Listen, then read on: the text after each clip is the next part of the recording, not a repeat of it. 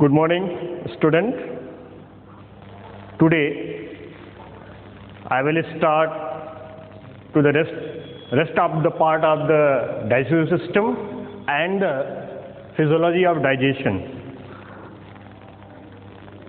In the previous classes, we learned to the lot of this numbers of system which are related to the digestion and their parts, organs, and the mentions of enzymes and the hormones will play important role during this time. So now I will discuss about to the very important and to the essential organs that is playing important role in the digestion and all the kinds of the physiology which are going for the survival. That organs is a very important, have to the dual in nature, dual in functioning, just like we have mentioned that about to the liver. Liver, one of the organs and glands of the body which play important role in the digestion and the metabolic functioning, metabolic machinery, physiology of the body, all the systems and the physiology of the body which associated together along with the liver. Liver is as you mentioned this is the very important organ and play a lot of the work, lot of the functioning and the procedure during to the kinds of the processes during to the for the physiology as you in the general words you can say that is the survival of the life on the behalf of to the role of the liver. So liver which are have to the numbers of the functioning, just you mentioned that today now we are going into the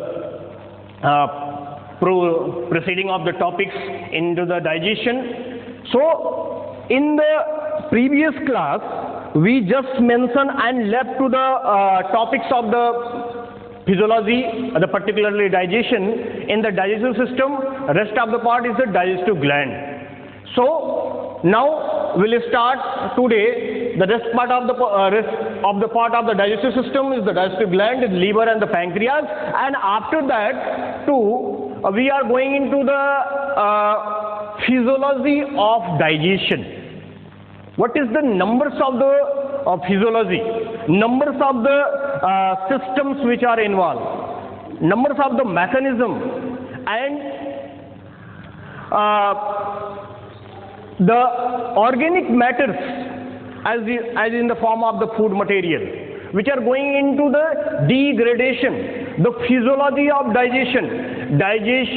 physiology of digestion in which the degradation of the organic food material which can say that about to the this is the food material which are takes by the animals and the human beings, so that degraded with the help of the particular type of the enzyme in the particular places of the organs or the gland where are the confined together, and that to degrade to the in the simplest one as you mentioned that into the next topic.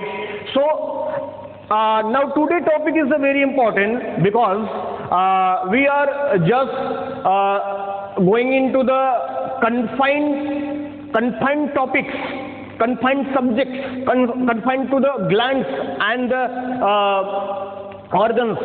This is the because this is the play important and the numbers of the roles. What is the functioning? What is the roles? What is the activity of the liver? आज जैसा मैंने अभी चर्चा किया कि आज के chapter में हम जो है जो प्रीवियस लेक्चर में हमने जो टॉपिक्स आपको बताए थे लेक्चर के दौरान, उसमें जो कुछ भाग बचे रह गए थे डाइजेस्टिव सिस्टम के, वो और फिजियोलॉजी ऑफ डाइजेशन से संबंधित चीजों को हम यहाँ पे चर्चा करेंगे और देखेंगे कि किस प्रकार से वहाँ पे फिजियोलॉजी हो रही है, किसके सहायता से हो रही है, किसके लिए हो रही है, उससे हमें क्या मिलता है, हमारी बॉडी को किन चीज़ों की आवश्यकता होती है, वो कहाँ तक उसकी भरपाई करते हैं, उसकी पूर्ति करते हैं, और वो किन किन चीज़ों में पार्टिसिपेट बाद में चल के करते हैं। और इस तरीके से हम ये कह सकते हैं कि एक पूरा जो हमारा सिस्टम है, जिसको हम एसोसिएटेड सिस्टम या इंटीग्रेटेड सिस्टम बोलते हैं, वो परफॉर्म किया जाता है और हम एक जीवित कंडीशन में, जैसे आप कह सकते हैं अलाइव कंडीशन में, हम यहाँ पे अपने सारे मैकेनिज्म को प्ले करते हुए रिप्रेजेंट अपने आप को करते हैं, ट्रांसटिस्ट अपने आप को रिटेन रखते हुए, अपने अस्तित्व को बचाते हुए इन फिजियोलॉजिकल मैकेनिज्म की सहायता से आगे बढ़ते हैं। तो सबसे पहले हम देखते हैं कि लीवर, जैसा मैंने अभी आपको डिस्क्राइब किया कि लीवर क्या है। अब आप थोड़ा आपको समझना पड़ेगा। You just try to about to the what is the liver, and liver is the concern, what is the role of the liver and the function. So that is going into the liver this is the place in the digestive gland, and this is the very important, very essential, and perform to the numbers of the functioning, not only 1, 2, 3, and a lot of the functioning. As you can say, liver is the one of the gland that is a very essential and performing to the and help into the all the physiology, because due to the behalf of the digestion, all the processes are going on, or that is the process which goes to along with the help of the liver, and that is all the process just like to the respiration, excretion, circulatory system, nervous system, sensory system, all the system which are related. That is the system is called to the integrated system, and that is the we are going. So goes to the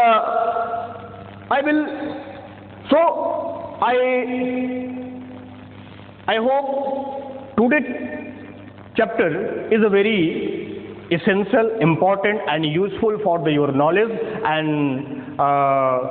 trying to best for the knowledge we are goes to the digestive gland, and in the liver. What is the liver? Liver क्या है? Liver क्या करता है? Liver की क्या function है? Liver क्यों important है? क्यों इसको सबसे इंपॉर्टेंट ग्लैंड बोला जाता है? क्यों इसको सबसे ज़्यादा जो है ऑर्गन बोला जाता है? क्यों ऐसा कहा जाता है? हम थोड़ा समझेंगे। ऐसा क्यों कहा जाता है?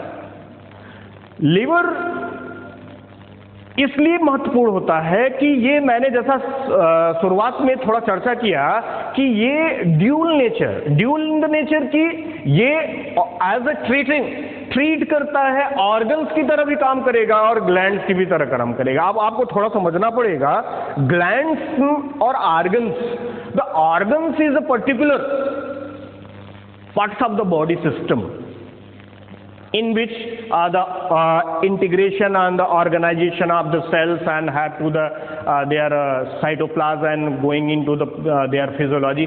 But in the particular glands is secretory in nature. Secretory in nature, which means it means just like to the enzyme, hormones, or other things which are going into the along with the duct or the without duct. Along with the duct is this is the exocrine in nature, and the without duct is the hormones. So here to the liver को body का सबसे बड़ा organs बोला जाता है, और उसी के साथ साथ वो ग्लैंड्स भी माना जाता है। मतलब liver is the largest organs of the body along with the glands, or liver is the largest organs and the glands as well. This is the very important, and that is the place on. First of all, we are just look at here and try to understand about to the where are the situation and the position of the place of the liver. Liver is just placed on the right side, just below to the lungs, and this is the cone-shaped structure which are have to the right and the left, and along with the falciform ligament, so that as you can see that about to the left and the right, both of the parts which are joined to the falciform ligament, and after that to the further classification, liver divided into 4 parts, left and the right. Caudate and quadrate is the smallest part in between the falci ligament. As you know that about to the gallbladder, the situation of the gallbladder, left and the right side, upper side of the caudate and the lower side of the quadrate, and in which there are the association of the gallbladder. Gallbladder is the important and the reservoir. Reservoir, it means that to the this is the receiving to the as like the waste material after the destruction of the RBC, as you mentioned that earlier into the next topics and times. So here we are go to the discuss of the largest organ and the glands of the liver. अब हम यहाँ पे देखेंगे कि इसका जो है इसका क्या वेट होता है, कितने इसकी साइज क्या होती है, थोड़ा सा कलर के बारे में जानेंगे. नॉर्मली जनरली रूप से हम देखेंगे कि क्या होता है. तो हम यहाँ कह सकते हैं कि जो लीवर होता है वो 15 से 15 to 22 सेंटीमीटर लॉन्ग होता है और अप्रॉक्सीमेटली 1.5 किलोग्राम का होता है. थोड़ा सा चॉकलेटी रेडिश कलर का होता है. और ये हमारे राइट साइड में ये हमारा जो लंग्स होता है, लंग्स के lower most part of the parts होता है वो उसको बोलते हैं डायफ्राम, और डायफ्राम के ठीक नीचे पाया जाता है. और इसी के कारण आप जब आगे के रेस्पिरेटरी सिस्टम पढ़ेंगे तो वहाँ पे जो किडनी का सिचुएशन आता है उसी के कारण जो राइट किडनी होती है वो थोड़ी सी नीचे होती है, क्योंकि due to the presence of the liver into the right side, so that to the this is the approximately 1.5 kilogram along with the 15 to the 22 centimeter into the diameter along with the length and the width. So as you mentioned in the right side, left side, quadrate, caudate along with the falciform ligament. So kidney, which are also have to the important structure, we are know that to the gallbladder, and the gallbladder is received to the after to the destruction of the hemoglobin, and that to the received to the material that is after the digestion, that is those of the material which all goes to along with the excretory ones and outside of the body. So here just to mention that what is the gallbladder. Gallbladder is a part of the liver, or the liver which are arises to the gallbladder, and which are have to some of the 7 to 10 centimetre long, 7 से 10 centimetre long होता है, और liver के से associate होता है, जुड़ा रहता है, जिसके आधार पे हम उसका पार्ट बोलते हैं उसको. और ये एक ऐसा प्लेस होता है जहाँ पे मैंने बताया कि हीमोग्लोबिन या फिर जो आरबीसी होती है टूटती है, तो वहाँ पे अभी हम आगे चर्चा करेंगे कि वहाँ से वो थ्रू द डक्ट ब्लड के माध्यम से वो वहाँ तक पहुँचता है, वहाँ पे रहता है, और जैसे ही फिजियोलॉजी होती है डाइजेशन की, उसके आधार पे वो फूड के मटेरियल के साथ में आगे बढ़ जाता है, और अनडाइजेस्टेड जो फूड मटेरियल होता है उसके साथ में बॉडी से बाहर निकल जाता है. ये एक कह सकते हैं कि आफ्टर द डिग्रेडेशन जब जो चीज़ें होती हैं वो बॉडी में जो आवश्यकता नहीं होती, जिसकी नीड नहीं होती, जिसकी एसेंशियलिटी नहीं होती है, बॉडी उसको क्या करती है, एक मैकेनिज्म के तहत, एक प्रोसीजर के तहत बाहर निकालती है. तो उसी प्रोसीजर के तहत ये जो है यहाँ पे गॉल ब्लैडर में, ऐसा नहीं कि गॉल ब्लैडर में यही चीज़ केवल होती है, हम आगे चर्चा करेंगे कि बहुत सारी चीज़ें होती है। Most of the materials and the substances which are consist and contain by the gallbladder, as you mentioned that into the some of the minutes. So here gallbladder, तो यहाँ पे गॉल ब्लैडर के बारे में मैंने शुरुआत किया और यहाँ पे देखा I am trying to understand about to the what is the situation of the gallbladder on the liver and their association, who's the kinds of the ducts is are associated, and that is going to the duodenum region. Duodenum is the part of the small intestine and the association. So here goes to the numbers of the ducts is the present in here. First of all, that is the, यहाँ पे आपको बताना चाहेंगे कुछ चीज़ों के बारे में कि सबसे पहले आप थोड़ा समझिए कि जो ब्रेन का फिजियोलॉजी के तहत जो ब्रेन का पार्ट होता है उसको हमेशा सिफेलिक रीजन बोला जाता है. That is the scientific name, medical term. After that gastric, जो स्टमक का रीजन होता है, जो स्टमक की जो सेल्स होती है जो वहाँ पे एक स्ट्रक्चर बनाती है जिसको हम स्टमक बोलते हैं, उसको वहाँ पे गैस्ट्रिक रीजन बोला जाता है. उसी प्रकार से अब आप यहाँ पे देखिए हिपैटिक चीज़ें आई हैं. तो हिपैटिक जो चीज़ें होती हैं, हिपैटिक जो वर्ड्स होता है वो हमेशा लीवर के लिए इस्तेमाल किया जाता है. आप कह सकते हैं कि साइंस के मेडिकल की भाषा है ये हिपैटिक शब्द होता है.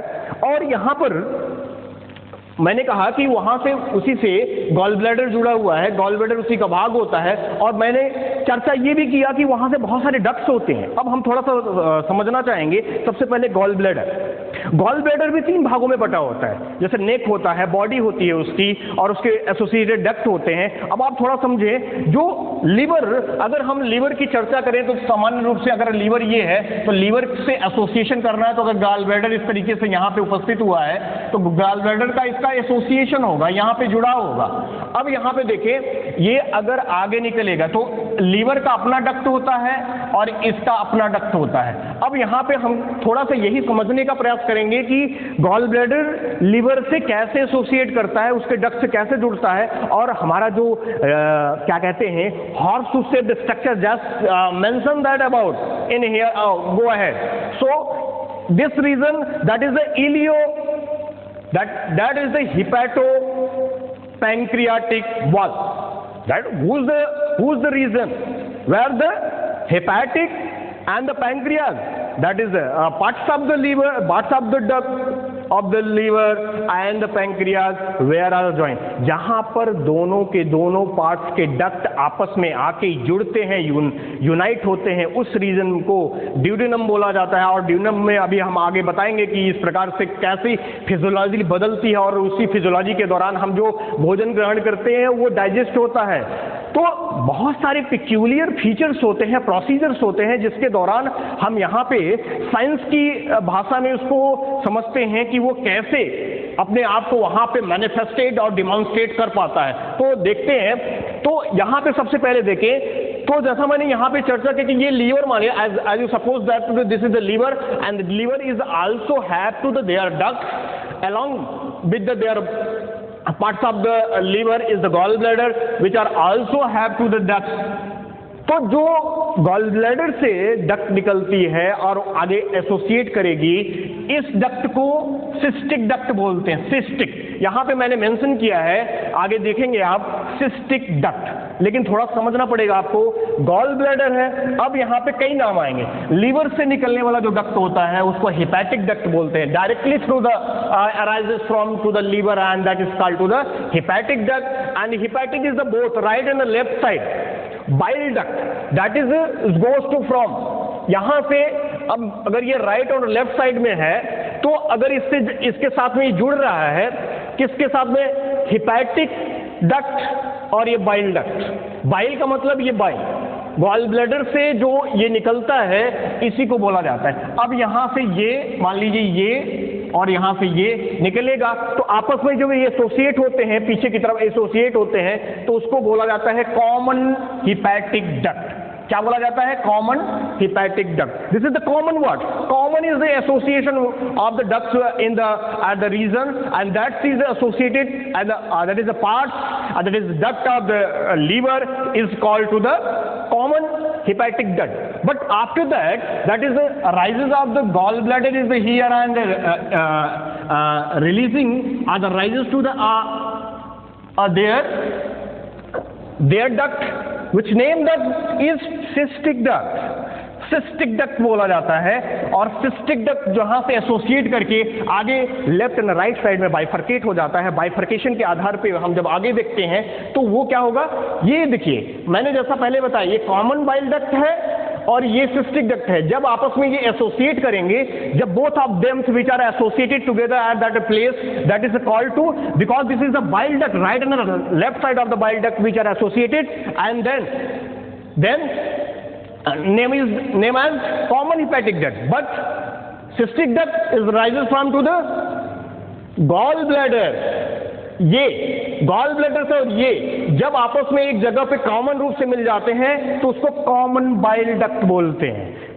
What is the name of the duct? Is the common bile duct, because they are the association, integration of the both of the ducts which are going into the label. So common bile duct. अब यहां पे आप समझिए common bile duct जो होता है वो आगे चल के पैंक्रियास से एसोसिएट होके किस जगह पे जुड़ेगा? मैंने जैसा बताया, parts of the small intestine, उसको बोला जाता है क्या? ड्यूडेनम. और ड्यूडेनम बहुत ही इंपॉर्टेंट रीजन है, अभी हम चर्चा करेंगे आगे. हम थोड़ा सा इसकी फिजियोलॉजी को समझाते हुए आगे बढ़ते हैं. तो यहां पे आपने देखा कि कॉमन बाइल डक्ट से जुड़ के एक तरफ से ये कॉमन बाइल डक्ट आता है और फिर एक तरफ से पैंक्रियाटिक डक्ट आता है. जब वहां पे दोनों मिलते हैं तो उसको नाम दिया जाता है hepato pancreatic duct. And where are the region, where are the place, that is the join along with the duodenum, that is called to the hepatopancreatic ampulla or the valve, that is goes to the that is the place, that is for the convenient path for the releasing of the enzyme from to the pancreas and the bile juice who is going. In the earlier mentioned that about there are the two kinds of the juices which are releasing from to the pancreas and the bile. Gallbladder. Gallbladder is releasing from the bile juice and the pancreas is the pancreatic juice. So here goes to the common bile duct. ये तो हमने आपको बताया कि liver और liver से जुड़ी हुई जो चीज़ें क्या होती हैं. हम आपको बताना चाहेंगे कि लीवर जो होता है वो बहुत ही महत्वपूर्ण है, बहुत प्रकार के फंक्शन करता है, बहुत प्रकार के फंक्शन में भाग भी लेता है और नई नई चीज़ों को बनाता है और बहुत सारी चीज़ों को स्टोर भी करता है. लेकिन वहाँ पे अब एक चीज़ बहुत ज़रूरी बताना चाहेंगे आपको कि जो लीवर है, लीवर सेल भी जो है फाइब्रोसाइटोसिस इन नेचर होती है, ऐसा आगे हम मेंशन करेंगे.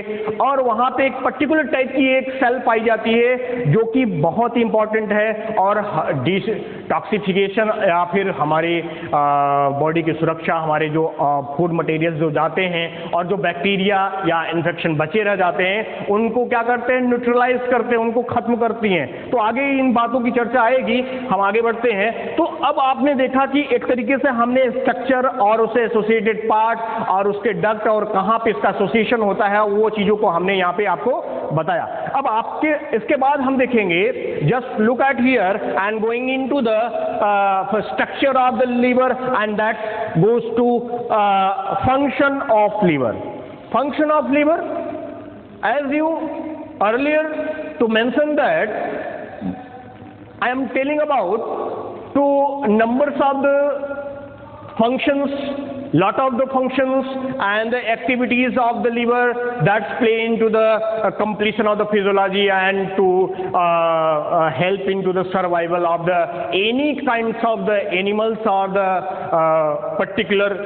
particularly human beings. So goes to first of all liver बहुत सारे फंक्शन करता है. तो पहला फंक्शन थोड़ा समझते हैं. सबसे पहली बात कि बाइल जूस, जैसा मैंने बोला कि गॉल ब्लैडर से बाइल जूस निकलता है, तो बाइल जूस का नेचर क्या होगा वो किन किन सबस्टांस को, किन किन केमिकल्स को कंटेन करता है, उसमें क्या क्या चीजें होती हैं, क्या कार्बोहाइड्रेट होता है, क्या प्रोटीन होता है, क्या लिपिड्स होती है, क्या एंजाइम होती है, क्या कौन कौन सी ऐसी चीजें वहां पे होती हैं जो कि एक बाइल जूस के रूप में कलेक्टिवली जो नेम दिया गया है, टर्म दिया गया है अकॉर्डिंग टू द फिजियोलॉजी, क्या इन सारी चीजों को वहां पे वो कंसिस्ट करता है, कंटेन करता है, कैरी करता है, जिसके आधार पे वो हम आगे जब वो फिजियोलॉजी में हम पढ़ेंगे कि वो वहां पे जो बाइल जूस होता है उसका क्या वर्क होता है, what is the main function of the bile juice, what is the integrant, what is the component, what is the substance, what is the chemical composition of the bile juice.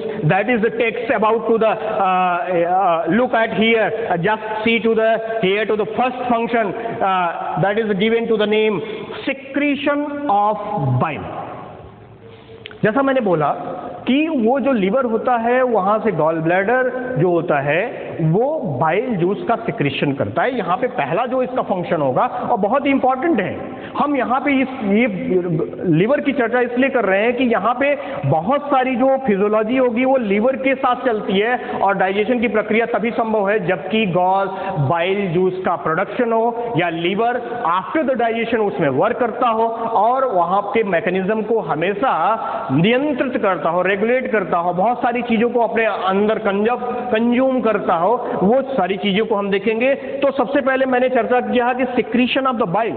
अब bile जो होता है, हम थोड़ा सा term पे जाएंगे, थोड़ा सा स्टैटिकल पॉइंट पे जाएंगे, स्टैटिक्स के पॉइंट पे जाएंगे, तो यहाँ पे थोड़ा सा पीएच को इसको देखते हैं। पीएच स्केलिंग होती है, पीएच के माध्यम से देखा जाता है कि किसी भी सबस्टांस का नेचर क्या है, what is the main motive क्या है, nature. What is the nature? Nature is means that into the of the substances is the acidic और एल्कलाइन। अब पीएच वैल्यू पे उसको स्केलिंग करते हैं, देखते हैं कि वो किस नेचर का होगा। What will be the nature of the particular enzyme or the hormones or the substance? So here to the mention the bile juice, what is the nature and the quality of the bile juice?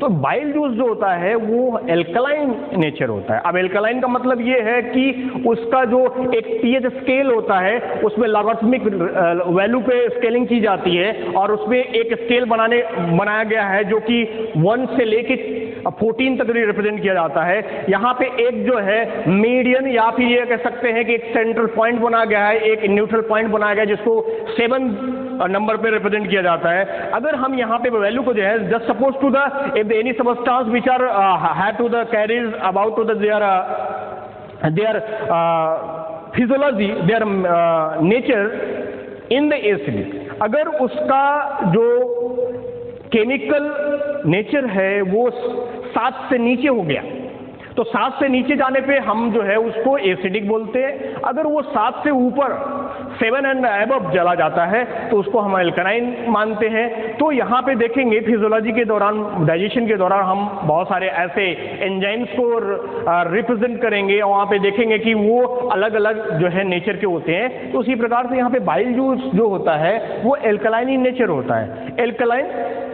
अब यहाँ पे अब alkaline तो इसका medium हो गया। अब इसमें हमको देखना है just to read here what is the substances which are carried about by the bile juice.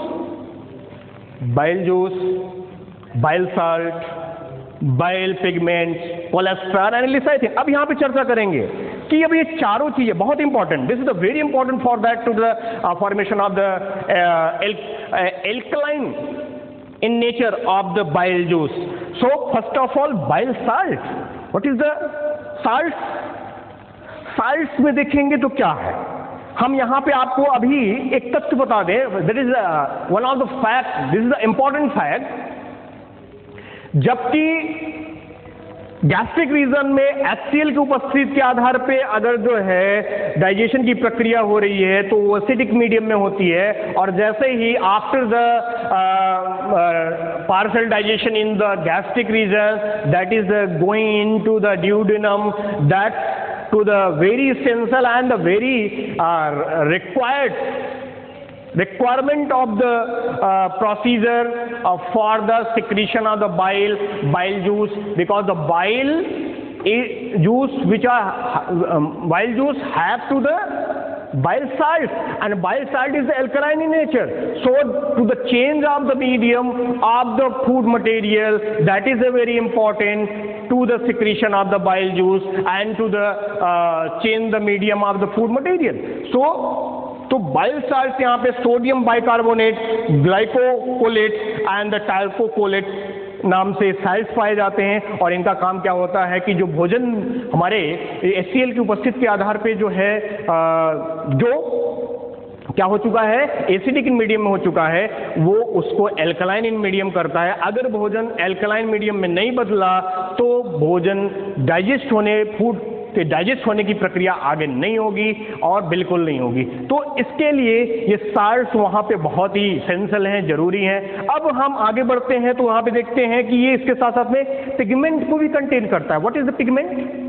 Pigment Hindi में आप सब में बोले तो रंग, कलर की बात आती है, कलर बॉडीज होती हैं जैसे आप कह सकते हैं। तो यहाँ पे अब ये पिगमेंट क्या है, इसका रोल क्या है, ये कितने प्रकार का होगा, तो यहां पे हम आपको चर्चा कर दें कि biliverdin and bilirubin, there are the two types of the pigments that's found after the breakdown or the destruction of the RBC, and that destruction of the RBC, heme, that is the iron, will be back to the going into the formation of the new RBC or the hemoglobin, and the another part, that is the globin, that is the protein, which are goes to in the form of the waste, that is the biliverdin and a bilirubin in the gall bladder. कहने का मतलब होता है कि ये जो pigments होते हैं बाइलिवर्डिन एंड बाइलिरुबिन उस समय बनते हैं जबकि जब आरबीसी का डिस्ट्रक्शन होता है, और आरबीसी को आप जानते हैं कि हीमोग्लोबिन और प्रोटीन से मिलकर बना होता है। तो जो हीमोग्लोबिन होता है वो फिर से once again is going into the formation of the new RBC and that is the protein. तो जो प्रोटीन होता है वो फिर से क्या होता है, बाहर निकाल दिया जाता है थ्रू द चैनल। कौन सा चैनल होगा वो आगे हम बात करेंगे।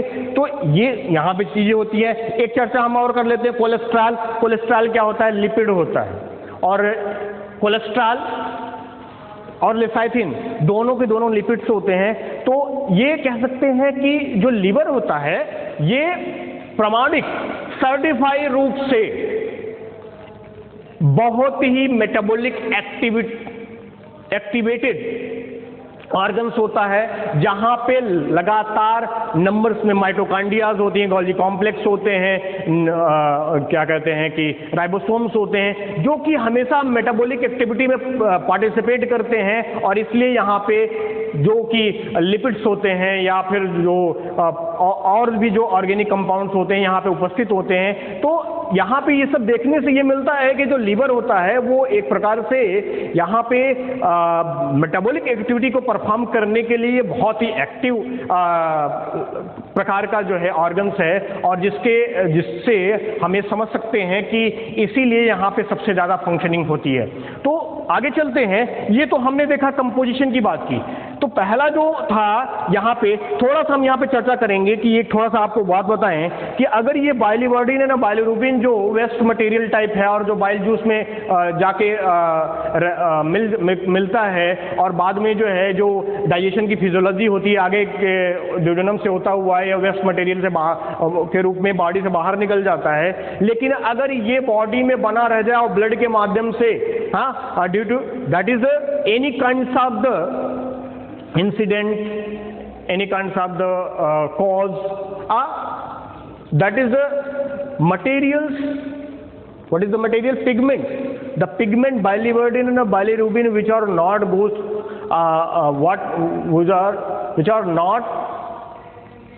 which not go outside of the body.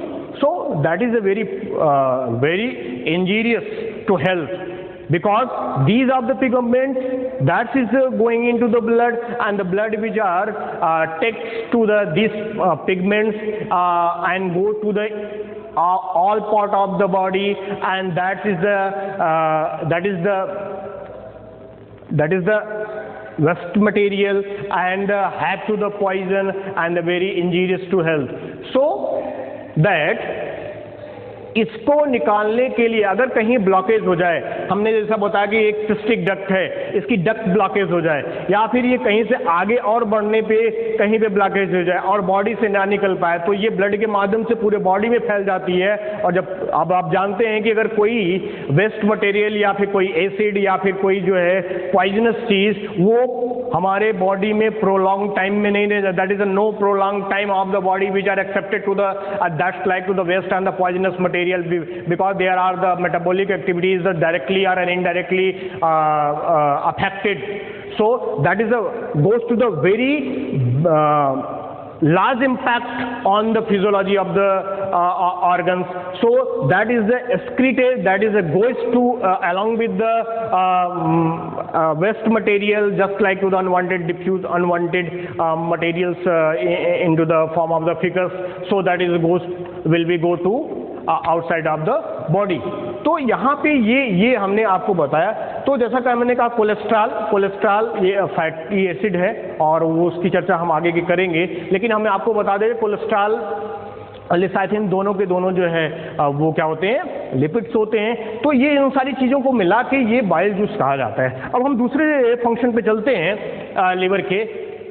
यहाँ पे तीन नाम, there are the three kinds of the mechanism are the processes which performed through the liver. What is the name?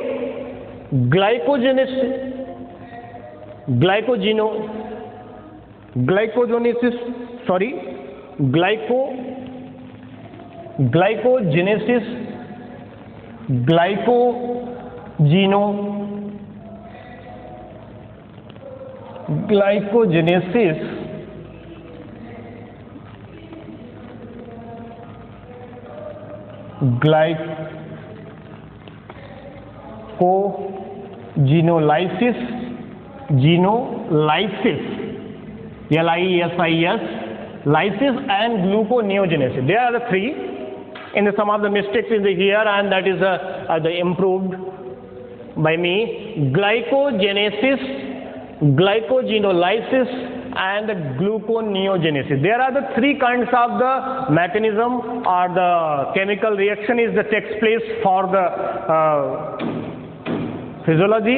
तो लीवर का दूसरा कार्य क्या है? दूसरे कार्य में आप ये दे सकते हैं कि मेटाबॉलिक एक्टिविटी, यहाँ पे ग्लूकोज मेटाबॉलिक एक्टिविटी परफॉर्म होगी। तो देखते हैं क्या है। बाय द लीवर ग्लाइकोजेनेसिस, अब ये संबंधित है आपके ग्लूकोज से, जैसा मैंने बताया। यहां पे हम थोड़ा टर्म बताएं, glycogenesis, the formation of the glucose, ऐसा ग्लाइकोजेनेसिस। लेकिन आप समझ सकते हैं, we are trying to that about to the when the time of the we are just take to the food, and in the form of the food is the various kinds of the organic compound or the macromolecules, the carbohydrate, lipids and the proteins, but in the only is related to the glucose when the glucose is directly taken by the animals or the human beings। तो उस समय क्या होता है हम आपको बताएं। Glycogenesis is the process in which when the blood glucose level which are going into the below in the glycolysis is the mechanism in which when the blood glucose level is higher, so that to the in the another gland is the pancreas, where are the mentioned that about to the cells is the alpha and beta cells, where two kinds of the important hormones, glucagon and the insulin.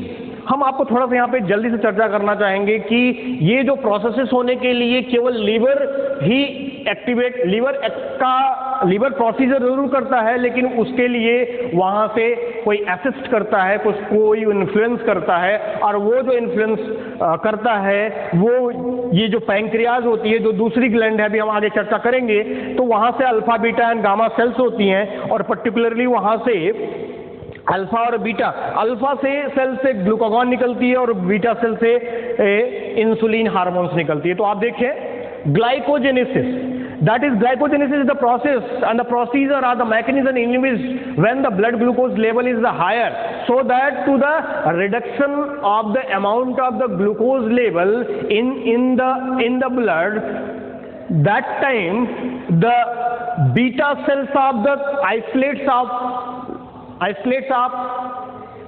Langerhans of the pancreas, that is given to the messages given to the releasing to the hormones, and that hormones goes to via to the blood in the region of the pancreas, where to the region in the liver, that the process of the glycogenesis is proceeds। कहने का मतलब है कि जब हमारे blood में glucose का level बढ़ जाता है तो उसको मेंटेन करने के लिए, क्योंकि हमारी जो बॉडी है वो हमेशा समस्थैटिक होमोस्टैटिक प्रोसेस पे चलती है, उसको हमेशा हर परिस्थिति में सामान्य रूप से चलना है, किसी भी चीज़ की अधिकता नहीं होनी चाहिए, नहीं तो फिजियोलॉजी हमारी गड़बड़ होती है। और जब एक बार हमारी कोई भी फिजियोलॉजी गड़बड़ होती है तो दूसरी फिजियोलॉजी ऑटोमेटिकली गड़बड़ होने लगती है। मतलब ये कह सकते हैं कि उसका इम्पैक्ट दूसरे फिजियोलॉजी में पड़ता है, तो इस प्रकार से हम बीमार हो जाते हैं और आगे की प्रक्रिया हमारी लगातार खराब होती रहती है। तो इसलिए उसको मेंटेन करने के लिए for the maintenance and of the blood glucose level in the blood, that is the beta cells of the isolates of the pancreas is releasing to the hormones of the insulin, and the insulin is via to the blood goes to the in the liver and enhance to the liver cells for the converted to the glucose into the glycogen, and that is the converts and the restored in the cell, and that to the during the time of the starvation and when the time which are not takes to the food into the long time, that is the once again is converted for that।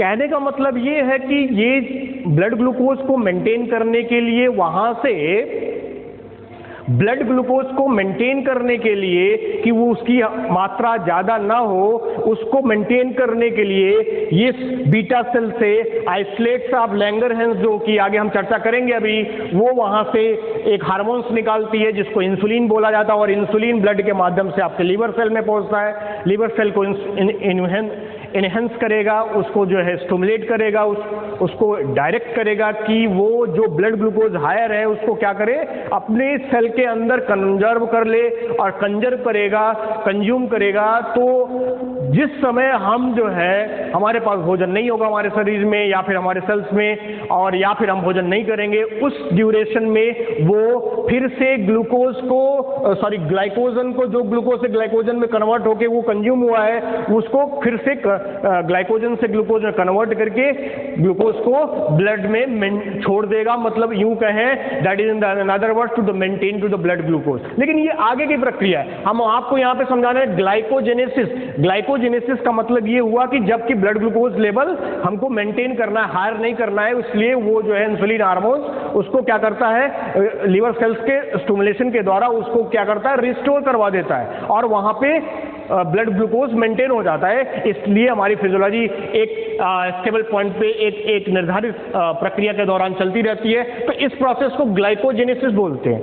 लेकिन अब दूसरा procedure देखें, glycogenolysis. अब glycogenolysis का मतलब है lysis का या फिर लाइसिस जो शब्द होता है वो तोड़ने से, ब्रेक डाउन होने से।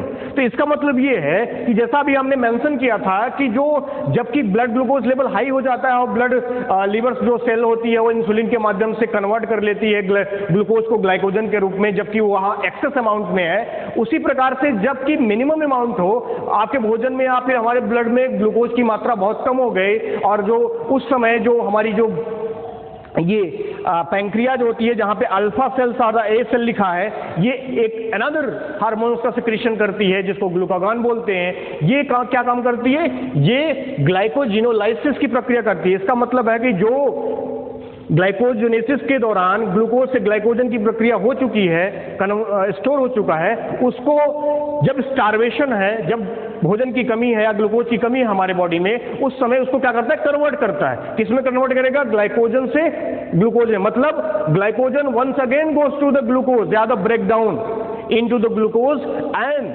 maintain to the blood glucose level of the blood. Blood में ग्लूकोज के लेवल को क्या करता है? मेंटेन करता है। जितनी ब्लड ग्लूकोज की लेवल की आवश्यकता होती है वो हमारे ब्लड ग्लूकोज को मेंटेन करता है। तो ये क्या हुआ? तो वो लिसिस का मतलब वो जो ग्लाइकोजन टूट के फिर से ग्लूकोज में कन्वर्ट हो रहा है, इसलिए इसको ग्लाइकोजिनोलाइसिस बोला जाता है। एक तीसरा वर्ड है gluconeogenesis. Gluconeogenesis, what is the process of the gluconeogenesis? ये भी मेटाबॉलिक एक्टिविटी ही है, लेकिन अब यहाँ पे ग्लूकोज से ना होके वरन ये किसी अमीनो एसिड से या फैट से के माध्यम से ग्लूकोज का प्रोडक्शन हो। तो यहाँ पे जबकि हमारी बॉडी में जो ग्लूकोज नहीं, ग्लूकोज के स्थान पे अमीनो एसिड या फिर कोई अन्य लिपिड जबकि कन्वर्ट होके और लीवर सेल के द्वारा कंजर्व किया जाए तो उस प्रोसेस को ग्लूकोनियोजेनेसिस प्रोसेस बोला जाता है। तो आपने देखा as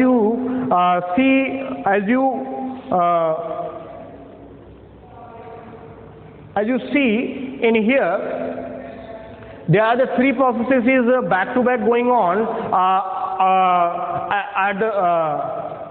for the need, requirement, and when the suggestion of the body that's performed when first is the glycogenesis is the when the glucose blood level is higher. Second is glycogenolysis, blood glucose level is lower, and gluconeogenesis is the absence of the glucose when the formation of the glucose contained through the another organic compound just like to the amino acid and others are the lipids. So here there are the three processes is going into the, this is the metabolic activity. तो आपने देखा कि यहाँ पर भी liver किस प्रकार से इन हार्मोन की सहायता से इन प्रोसेसेस को परफॉर्म कर रहा है। आगे हम बढ़ते हैं, just goes to the third, fat metabolism. अब इन प्रक्रियाओं के अलावा जो लीवर होता है वो फैट मतलब लिपिड का भी निर्माण करता है। Synthesis of the lipid, acetyl coenzyme, मतलब यहाँ पे आप जब देखेंगे तो फिर फिजियोलॉजी के दौरान सेल में जो फिजियोलॉजी होती है उस दौरान हमारे सेल में वो फैट का भी निर्माण करता है। आगे बढ़ते हैं, डीएमिनेशन। डीएमिनेशन का मतलब होता है जो हमारे जब बॉडी में प्रोटीन जो हम लेते हैं, when the we are takes about to the protein and excess amount of the amino acid inside the body, that is degradated into the, degrade किया जाता है डीएमिनेशन प्रोसेस में। जबकि हमारे बॉडी में अमीनो एसिड की मात्रा ज़्यादा हो जाती है तो हमारी बॉडी के द्वारा उसको क्या किया जाता है, ब्रेक डाउन किया जाता है, और वो ब्रेक डाउन किया जाता है पायरुविक एसिड में, पायरुविक एसिड और अमोनिया में। किसमें? पायरुविक एसिड और अमोनिया में। तो पायरुविक एसिड जो होता है वो परफॉर्म फिर से यूज कर लिया जाता है या फिर प्रक्रिया में चला जाता है जिससे कि एनर्जी का प्रोडक्शन होता है। लेकिन जो अमोनिया होता है वो टॉक्सिक सब्सटेंस है और हमारे बॉडी में वो बहुत देर तक नहीं रहना चाहिए। That is not to the have body not to have to the tolerate to the prolong time for the retain to the that kinds of the substances as you know that very well in to the ammonia and other substances which are poisonous in nature. So मतलब pyruvic acid and ammonia का formation करता है कब? जबकि हमारे body में protein या फिर प्रोटीन जैसा कि आप जानते हैं अमीनो एसिड से बना है तो उसकी मात्रा हायर हो जाए। तो उसको मेंटेन करने के लिए बॉडी जो है उसको पहले पायरुविक एसिड और फिर अमोनिया में तोड़ देती है। पायरुविक एसिड का हमेशा इस्तेमाल फिर से कर लिया जाता है और अमोनिया जैसा मैंने बताया कि ये क्या है, टॉक्सिक सब्सटेंस है, इसको बॉडी में या तो दूसरे सब्सटेंस को बनाने में यूज किया जाता है या फिर बॉडी से निकाल दिया जाता है एक्सक्रीशन के माध्यम से। आगे हम चर्चा करेंगे, just going into the discussion into the fifth number of the function of the liver, that is the synthesis of the urea. What is the synthesis of the urea? Urea is very important, and that is secreted into the secreted through the urine. In the urine, the urea is found, and the human beings and the higher animals of this category, that is secreted to the urea. Urea is the less toxic substance, and that not have to the water for the excretion. So that in synthesis of the urea, those are the ammonia which are excess amount into the sites of the body, and which after the formation of the ammonia, that combined with the CO2, whose CO2 that we just think about to the CO2 which are releasing. CO2 is formed after the degradation which means that after the metabolic process. In the metabolic process, when the degradation, that is the CO2 which are released, and that's CO2 which are combined with the ammonia combined with the CO2 due to the presence of the enzyme urease is converted into the urea, CO and H2 का whole twice and H2O. मतलब ammonia, जो कि ammonia यहाँ से बना है आपके deamination process से या फिर किसी और प्रक्रियाओं के दौरान जो प्रोटीन टूटती है, वहाँ से जो अमोनिया बना है, उस अमोनिया के साथ में कार्बन डाइऑक्साइड को हम क्या करते हैं, अमोनिया को कार्बन डाइऑक्साइड के साथ में रिएक्शन कराते हैं, किसके उपस्थित में, यूरेज एंजाइम में, और वहाँ पे CONH2 का होल ट्वाइस प्लस H2O मतलब यूरिया का फॉर्मेशन होता है, उसके साथ साथ में वाटर भी निकलता है। तो इस मैकेनिज्म में आपने देखा कि ये भी एक बहुत ही इंपॉर्टेंट है, और आपको पता है as you know that very well about to in the physiology of the excretion, that is the excretory waste material, that is the nitrogenous waste material. This is called to the nitrogen based material because the urea which are excrete करते हैं हम लोग urine के माध्यम से. आगे चलते हैं, detoxification. Liver also help into the detoxification when of the time the animals are the human beings which are takes to the food material, and where any bacteria and other things which are poisonous in nature and which are harmful to the harmful for the body, so that first of all neutralize, and that's to the detoxify. First of all detoxify toxic, those are the substances which are have to the toxic in nature, जो कि poisonous है, उसको क्या किया जाता है, detoxify किया जाता है. उसको पहले न्यूट्रल किया जाएगा, और न्यूट्रल होने के बाद उसको क्या किया जाएगा, बॉडी से बाहर कर दिया जाएगा. तो ये भी प्रक्रिया हमारी लीवर करती है, इसलिए मैंने डिटॉक्सिफिकेशन बताया. और आप ये समझिए कि जब एक्सेस अमाउंट में हमारे बॉडी में केमिकल रिएक्शंस होते रहते हैं, when the time the excess procedure of the chemical reaction is going, that time to the prussic acid is released. मतलब केमिकल रिएक्शन ज़्यादा होने के कारण हमारी बॉडी में प्रुसिक एसिड निकलते हैं, तो उस एसिड को भी ये न्यूट्रलाइज करने का काम करती है. नेक्स्ट चलते हैं, formation and destruction of the corpuscles. अब यहाँ पे एक ही बात सीधे से आएगी, corpuscles which means that the elements RBC, WBC and thrombocyte, which means the platelet. But only here the mention only to the RBC. Formation and destruction of the corpuscles only indicating to the RBC, because here to the hemopoietic in nature, and after that de-degradation. पहले हम समझते हैं कि formation क्या है, कार्पसेल्स का पहले formation करना, जबकि फिटस कंडीशन में या एम्ब्रियोलॉजिकल कंडीशन में जो लिवर होती है वो क्या करती है, हीमोपोएटिक इन नेचर होती है, मतलब हीमोग्लोबिन या फिर आरबीसी को बनाने का काम करती है, आरबीसी को बनाने का काम करती है. While age into the adult condition, adult age, that is destruction of the corpuscle, that is degrade, destruct कर देती है, और वो डिस्ट्रक्ट करती है ये कुफर सेल्स जो होती हैं हमारे, उनके द्वारा. तो कुफर सेल्स का भी रोल है, और हम आगे अभी चर्चा करेंगे इसके. तो यहाँ पे आपने देखा कि formation and diction of the corpus, RBC को बनाना और उसको फिर खत्म करना, तोड़ना, ये भी इसके कार्यों में शामिल है।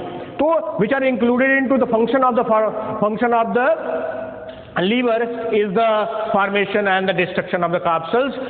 In the homopoietic, poietic is the formation, and the heme, that is the RBC, indicated to the RBC. So that we are going to the next number, secretion of the enzyme.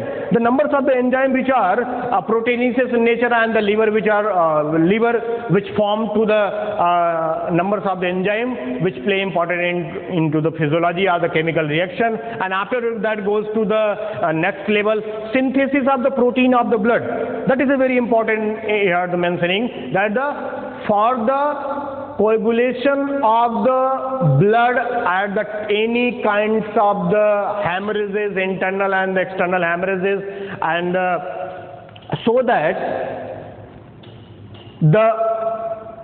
for that time, for the blood coagulation, that is a jelly-like substances which will be formed.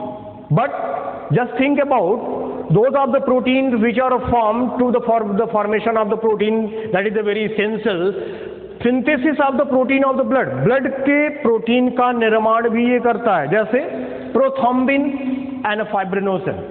जैसा कि आपने पढ़ा भी है, prothrombin and फाइब्रिनोसिन ये liver में बनता है, और ब्लड के माध्यम से ये जो है,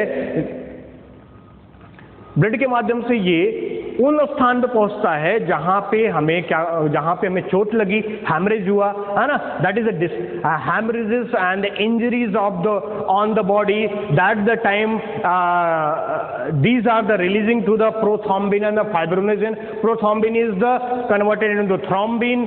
This is the inactivated form.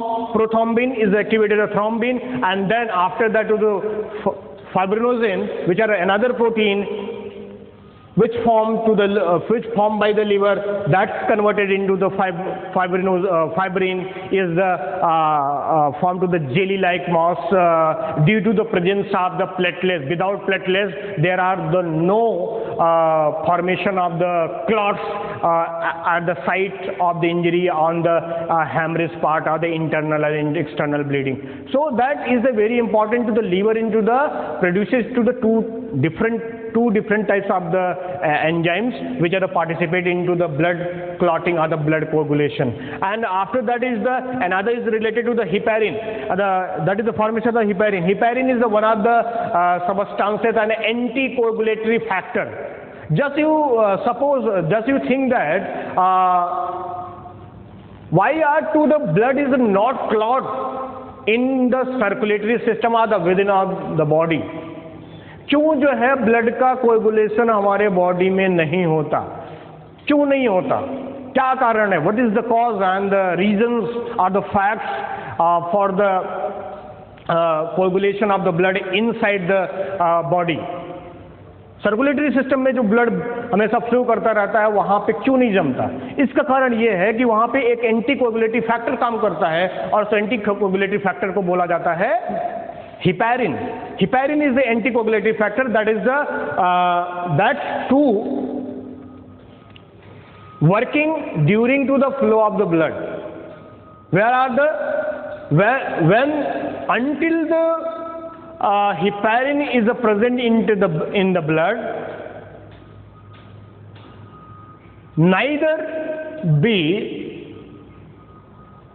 clot to the blood in the any site of the injury, because heparin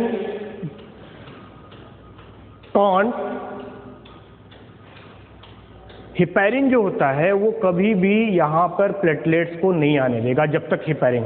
तो हेपेरिन को न्यूट्रलाइज किया जाता है, हेपेरिन को वहाँ पे डीएक्टिवेट किया जाता है, उसके बाद ही वहाँ पे साइट ऑफ द इंजरी जो है वो आती है। इसकी चर्चा हम आगे के चैप्टरों में करेंगे।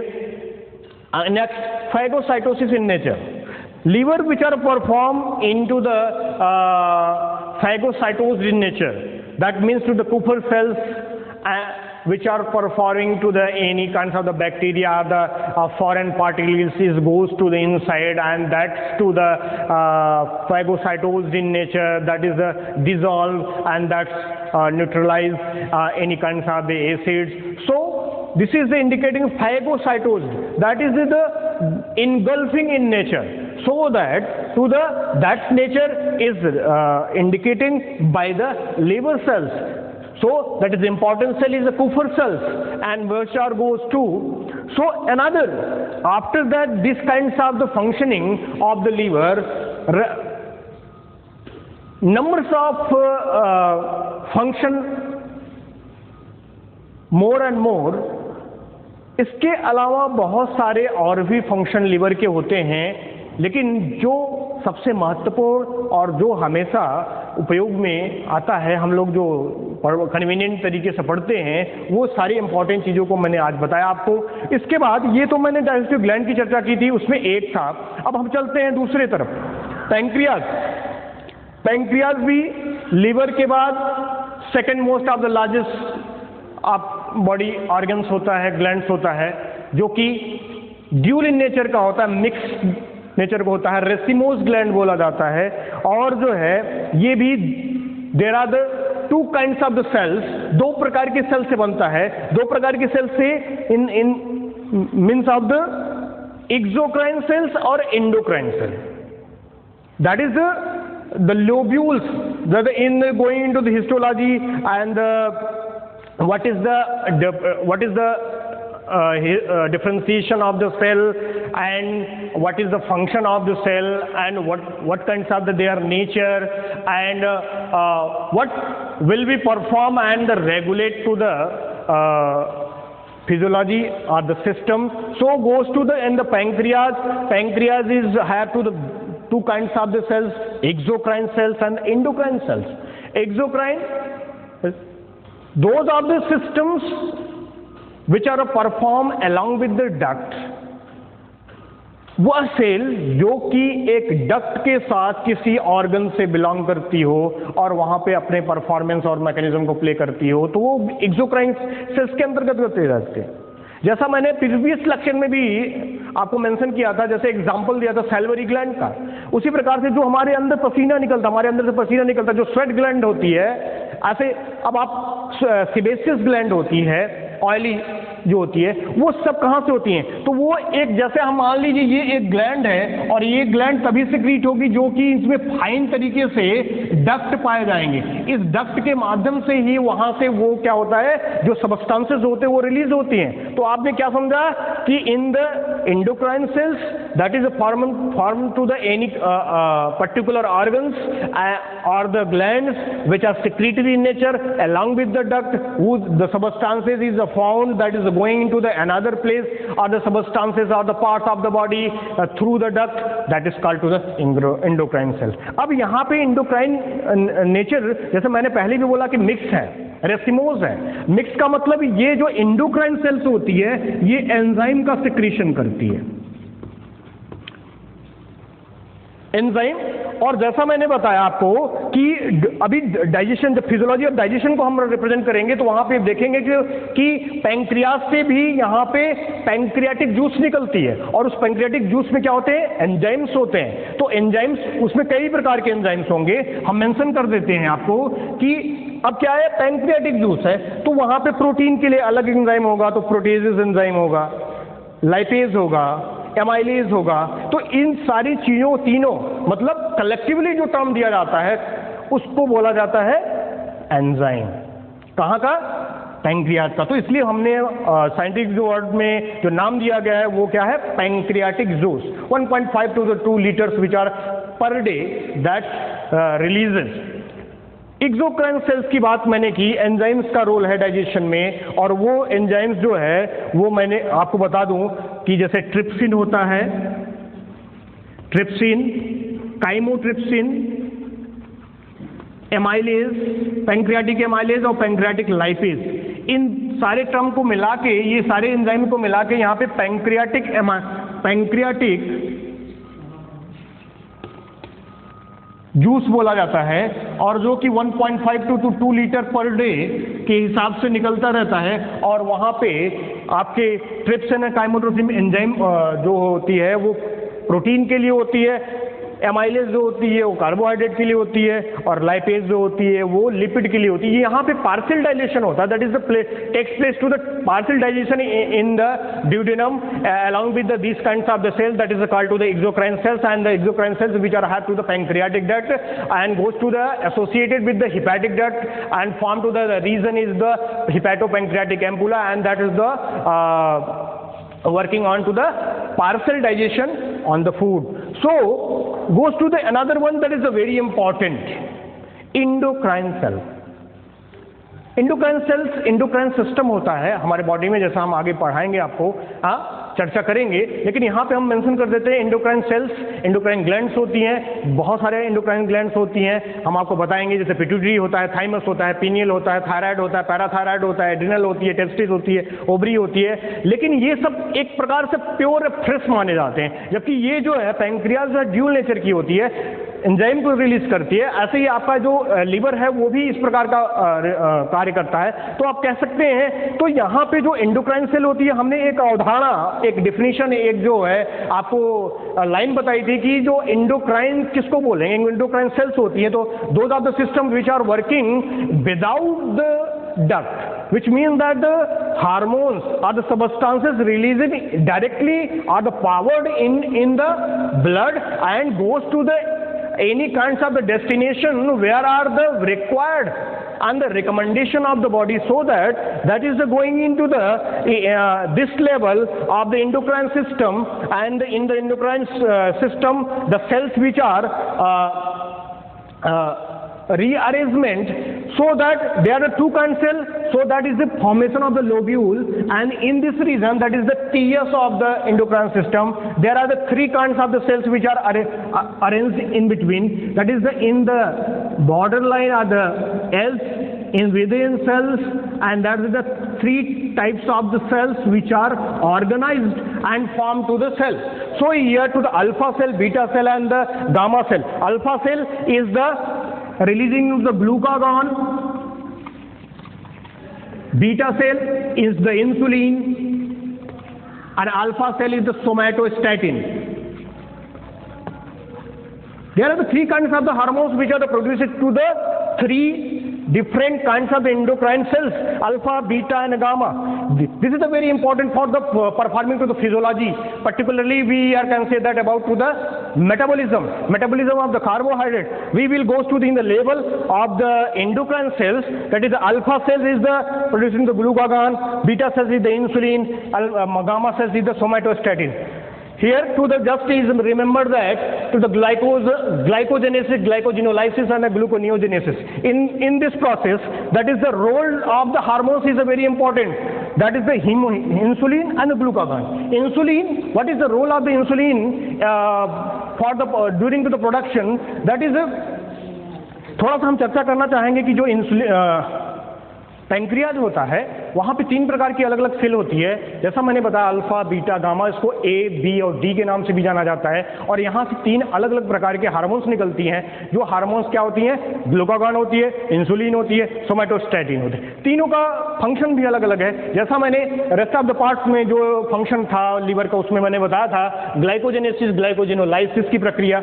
अब यहाँ पे देखिए, when the time of the blood glucose level which are is the higher, we are take to the food, then to the reduction, maintenance of the blood glucose level, when the time of the beta cells of the isolates of the Langerhans of the pancreas, that is the lobule, the region of the pancreas that have to the cells to the secretory in nature and producing to the insulin, and insulin is working during to the excess amount of the blood glucose inside the blood that maintain to prevail, evoke, and enhances to the liver cells, and the liver cells then restore to the excess amount from the glucose to the glycogen, so that you just look at here, and we are seeing to the what is the function and the performance of the insulin. In the second one, that is going to the glycogenolysis. Glycogenolysis is the process in which when the blood glucose level is going into the below, and that is the maintenance of the blood glucose level, so that to the plates of the pancreas of the alpha cells, that is releasing to the another hormones is the glucagon, that is directed to the liver cells, and the liver cells is performed to the process of the glycogenolysis to the glycogen to the glucose, once again to the maintain to the blood glucose level about to the 120. So there are the two important functions which are determined by the pancreatic cells. Alpha and beta is the glucagon and the insulin as a hormone. Another one is the somatostatin, is the control to the all the physiological activities of the both of the hormones, insulin and the glucagon. They are just to the determine to the limitations. What is the boundary? What is the activity of the these kinds of the cells? So that to the, तो कह सकते हैं कि somatostatin क्या काम करता है, ये इन दोनों हार्मोन्स को नियंत्रित करता रहता है, जिससे कि ये उस अवस्था में बने रहें जिस अवस्था में ये कार्य करने के लिए. कौन सा कार्य? Glycogenesis and glycogenolysis. Glycogenesis is the glucose to the glucagon when the time blood glucose level is higher. Glycogenolysis when is working on glucagon to the when the blood glucose is low. मतलब दो condition है और दोनों अलग अलग condition में. एक जब हम ज़्यादा एक्सेस अमाउंट में ग्लूकोज को ले लेते हैं तब होता है, और ये ग्लूकोजेनोलाइसिस तब होता है जबकि हम भोजन नहीं करते या हम किसी कारण से हम भूखे रह जाते हैं. उस समय हमारी बॉडी कैसे चलती है? Just you think about to the in the prolong time we are going in to the without takes of the food material. That is the reason to the liver cells is have to the already restore of the food material in the form of the glycogen is converted into the glucose, that is going into the maintain blood glucose level and stable to the your physiology and the production of energy, and these are the energies used into the another ones, that means to the synthetic process, that is the anabolic process. So that is the very important in the physiology and all the physiology. This is the integrated system.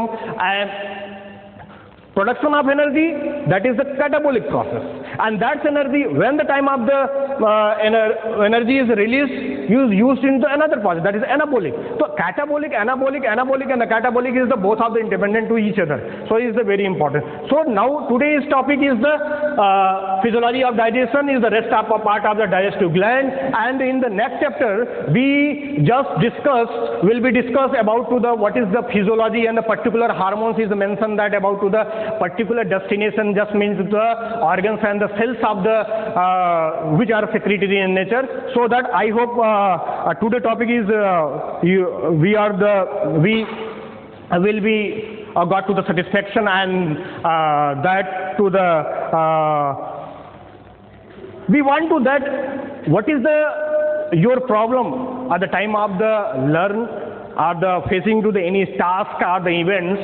So going into the comment box or the directly concerned to the me, and then which have to the any kinds of a dispute. So I am already always and present to the 24 hours. So today topic is completed. Now we'll start into the next chapter, into the physiology of the digestion. This is the last lecture of the digestion. So that, thank you.